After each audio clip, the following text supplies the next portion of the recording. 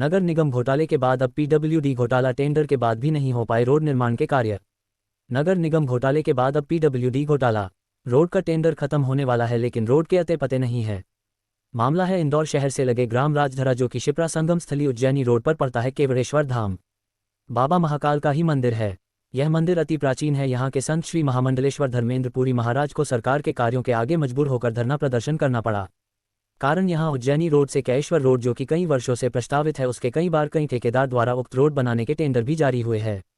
उसके बाद भी पीडब्ल्यूडी डिपार्टमेंट द्वारा मार्च 2023 में रोड बनाने हेतु टेंडर ठेकेदार को जारी किए थे और उस रोड का सितंबर 2024 में कार्य पूर्ण होना था, जो कि केवल 1 माह बचा है।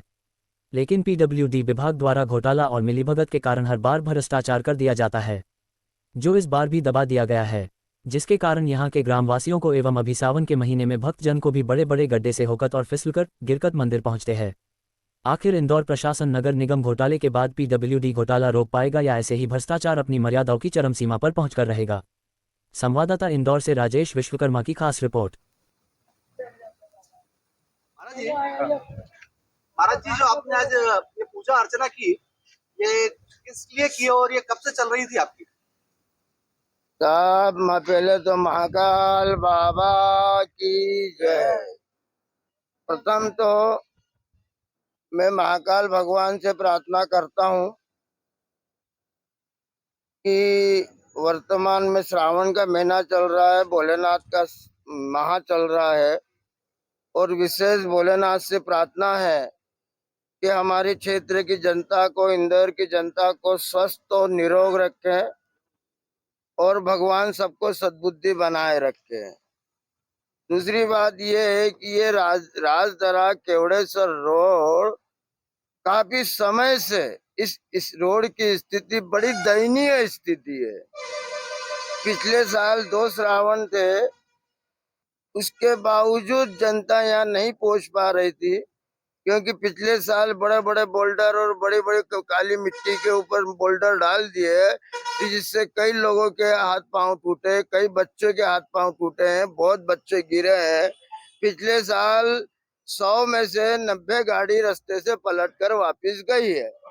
जो वर्तमान स्थिति भी वही की वही है। अभी अधिकारियों से बात करते हैं तो वो ये कहते हैं पहले 5 बार टेंडर निकल चुका था, फिर अभी 6ठी बार टेंडर हुआ था पिछले साल मार्च में 2023 में, जिसका उसका 18 महीने का समय भी टारगेट जो था 18 महीने में एफडीआर का टारगेट था, उसको करना था। कोई नई पद्धति से आया था ये रोड, जो इंदौर मध्य प्रदेश का पहला रोड बनने वाला था, पर उस पद्धति की वजह से हम ऐसे बर्बाद हो गए कि हम समझ में नहीं आ रही है। मैं शासन प्रशासन को क्या बोलूं? भगवान पता नहीं क्यों नहीं सबको सद्बुद्धि दे रहा है। क्या यह क्षेत्र जहाँ का रोड बन नहीं रहा है, क्या अति संवेदनशील क्षेत्र है क्या? यहाँ आतंकवादी रहते हैं क्या? या भारत पाकिस्तान की सीमा है क्या ये, जिससे ये रोड नहीं बन रहा है? क्यों नहीं बना रहे, क्या कारण है? और फिर अभी अधिकारी बोल रहे हैं कि नया टेंडर होगा, नया आदेश आएगा। अभी आदेश आया नहीं है, मुखाग्रबिन से आदेश आ गया है, अब आगे आदेश लिखित में अभी आया नहीं है। अब वो लिखित आदेश का इंतजार हो रहा है। फिर ये बरसात चली जाएगी, उसके बाद में श्रावण खत्म हो जाएगा, फिर वही की वही स्थिति और वही की वही पद्धति। ये रोड सुधरेगा नहीं, क्योंकि शासन के अधिकारी चाहे कोई भी हो, इसमें दसोरे जी से लेके सबका नाम बोल रहा हूं मैं, कि मंडलोई या जो भी है, जो भी यहाँ के ठेकेदार है, वो कोई ध्यान नहीं दे रहे हैं। वर्तमान स्थिति बड़ी दयनीय स्थिति है इस रोड की, जो आत्मा को बड़ी तकलीफ हुई है। इसलिए मैं किसी को भी कुछ बोल नहीं सकता हूँ, कोई दूसरा आंदोलन नहीं कर सकता, क्योंकि मैं महात्मा हूँ। इसलिए मैंने अपने भगवान का रास्ता चुना कि भोलेनाथ से यहाँ पर बीच रोड पर हो सके, इस रोड के ऊपर कुछ राहु केतु की दशा हो या शनि की 7.5 हो, जो उनकी वक्र दृष्टि हुई हो, तो उस भगवान से यही प्रार्थना है कि जो भी है इनको आप हटाएं। जो भी परेशानी आ रही है, देवी देवताओं की तरफ से ही कह रहा हूँ कि भगवान जो भी आप लोग परेशानी आ रही वो भी सब खत्म करे।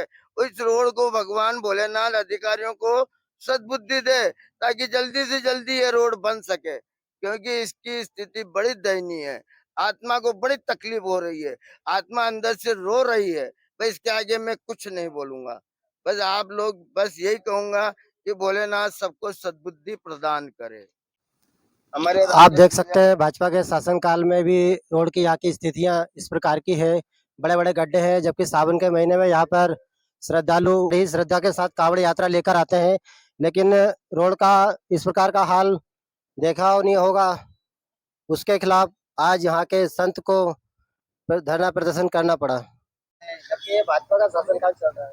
रोड नहीं बन पा रहा है, इसके लिए तो गुरुजी मैदान में आए हैं।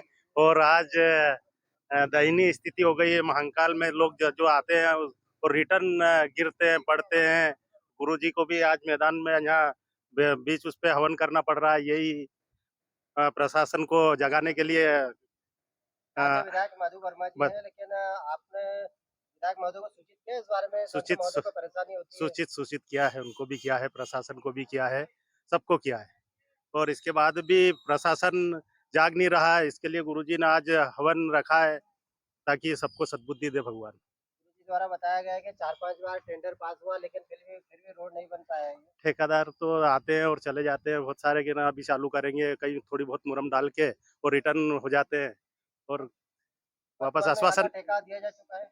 हाँ, 2 बार दिया जा चुका है, लेकिन ठेकेदार अपने कहीं थोड़ी बहुत मुरम, हाँ, जिम्मेदारी से कोई काम नहीं करता है और अधूरा कार्य छोड़कर चले जाते हैं।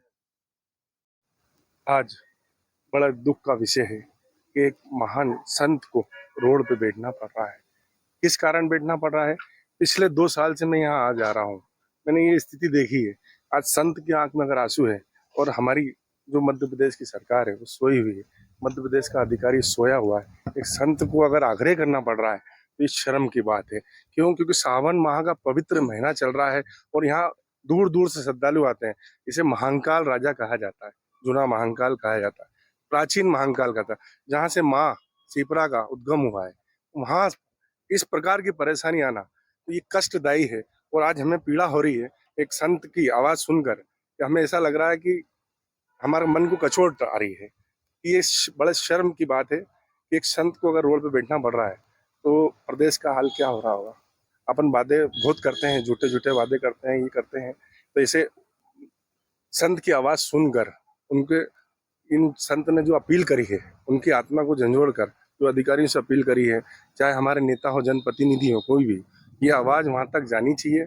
एक संत की पीड़ा समझे। क्यों? क्योंकि जब अगर श्रद्धालु भगवान के पास नहीं आएगा, भगवान के दर्शन करने नहीं आएगा, तो वो कहाँ जाएगा? इस पवित्र माह में नहीं आएगा तो कितनी परेशानी झेलना पड़ती है। छोटे छोटे बच्चों को झेलना पड़ती है, स्कूल के बच्चे हों, बुजुर्ग हों, महिला हों, पवित्र माह में महाकाल राजा के दर्शन करने जाती है, तो उनको जो कष्ट हो रहा है वो आज संत के रूप में झलक के सामने आया।